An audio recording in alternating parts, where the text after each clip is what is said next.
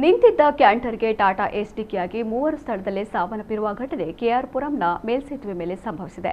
ವೈಟ್ಫೀಲ್ಡ್ ನಿವಾಸಿಗಳಾದ ಮಣಿಕಂಠ, ಸುರೇಶ್, ಶ್ರೀನಿವಾಸ್ ಮೃತ ದುರ್ದೈವಿಗಳು. ಕೋಲಾರದಿಂದ ಬೆಂಗಳೂರಿಗೆ ಆಲೂಗಡ್ಡೆ ತುಂಬಿಸಿಕೊಂಡು ಬಂದಿದ್ದ ಕ್ಯಾಂಟರ್ ವಾಹನ ಮೇಲ್ಸೇತುವೆ ಮೇಲೆ ಪಂಚರ್ ಆಗಿತ್ತು. ಹೀಗಾಗಿ ಚಾಲಕ ಟೈರ್ ಬದಲಿಸ್ತಾ ಇದ್ರು.